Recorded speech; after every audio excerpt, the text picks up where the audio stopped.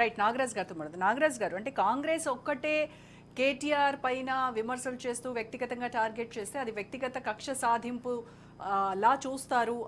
ఆ యాంగిల్లోకి వెళ్తుంది కాబట్టి బీజేపీ సపోర్ట్ కూడా తీసుకుందాము, బీజేపీ నేతలు కూడా కేటీఆర్ని ఎయిమ్ చేస్తూ టార్గెట్ చేసే విధంగా వాళ్ళని కూడా మనం ప్రొవోక్ చేద్దాం అన్న రీతిలో కాంగ్రెస్ ప్రవర్తిస్తోంది. అందుకే ఈ మధ్య బండి సంజయ్ కేటీఆర్ని విపరీతంగా ఆయనని విమర్శిస్తూ ఉన్నారు అనేటువంటిది జనరల్గా ఉన్నటువంటి ఒక టాపిక్. ఏమంటారు మీరు?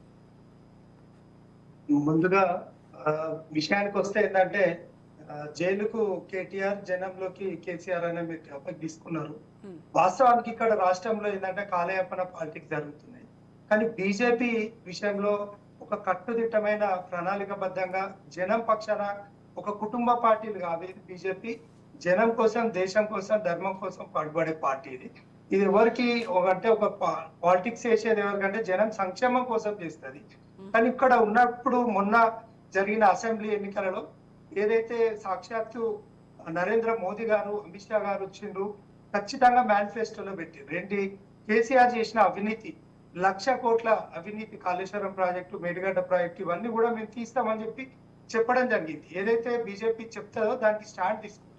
కానీ ఇక్కడ ఏం జరుగుతుందంటే కాలయాపన పాలిటిక్స్ జరుగుతున్నాయి అని చెప్పి జనం గమనించాల్సిన అవసరం ఉంది. ఇక్కడ జనాన్ని పిచ్చోళ్ళని చేసే తరికలా ఇక్కడ కేటీఆర్ ను రేవంత్ రెడ్డి గారు అండర్స్టాండింగ్ పాలిటిక్స్ చేస్తున్నట్టు కనిపిస్తుంది. వాళ్ళిద్దరు కలిసి చేస్తున్నారని మీరంటారు, మీరిద్దరు కలిసిపోయారని వీళ్ళు అంటారు. అసలు ఎవరిద్దరు కలిసిపోయారనేది జనాలకి పెద్ద క్వశ్చన్ మార్క్. దీని మీద మీకు ఆన్సర్ ఇచ్చేది ఏంటంటే మేడం, యాక్చువల్లీ ఇక్కడ ఈ మనకి ఇప్పుడు జీతాలు ఇచ్చే పరిస్థితులనే లేదు రేవంత్ రెడ్డి సర్కార్. ఇలా కాంగ్రెస్ ప్రభుత్వం ఇలా జీతాలు ఇచ్చే పరిస్థితే లేదు.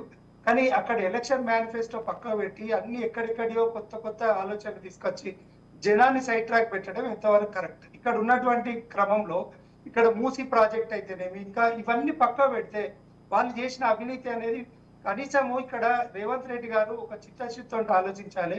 ఇలా కాళేశ్వరం ప్రాజెక్టు, మేడిగడ్డ ప్రాజెక్టు మీద ఒక ఎంక్వైరీ కమిషన్ వేసి ఆ కమిషన్ కి ఎల్ నరసింహారెడ్డి గారిని, గౌరవ రిటైర్డ్ జడ్జి గారిని అపాయింట్ చేస్తే ఆ కమిషన్ చైర్మన్ గారు ఇచ్చిన నోటీస్ ను బేఖాతరు చేస్తే దానిని ఆయన కంటెంప్ట్ కింద తీసుకోలేదు.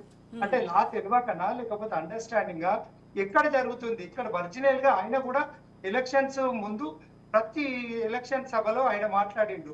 ఏది మన కేసీఆర్ గారు బీఆర్ఎస్ ప్రభుత్వం అవినీతి ప్రభుత్వం అన్నారు. అది విశ్వసించి జనం ఆయనను అధికారంలో తీసుకొచ్చారు కదా. కానీ మరి ఈయన చేసేది ఏంటి?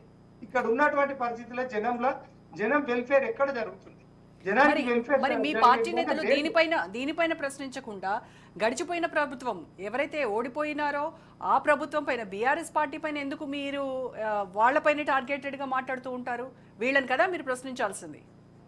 ప్రశ్నించేది అందరినీ ప్రశ్నిస్తున్నాం మేము ఉన్నటువంటి పరిస్థితులలో. బండి సంజయ్ కేటీఆర్ ని అంటారు, బండి సంజయ్ కేటీఆర్ ని విమర్శిస్తారు, కొండా విశ్వేశ్వరరెడ్డి కేటీఆర్ ని విమర్శిస్తారు, ధర్మపురి అరవింద్ కేటీఆర్ ని విమర్శిస్తారు.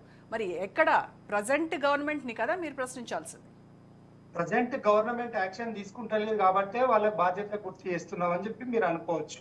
ఎందుకంటే కేటీఆర్ అనేది ఏంటంటే ఇప్పుడు గుమ్మడికాయల దొంగ భుజాలు జరుపుకున్నట్టు వీళ్ళు ఒకరికొకరికి ఒక అండర్స్టాండింగ్ లో నడుస్తున్నటువంటి క్రమం.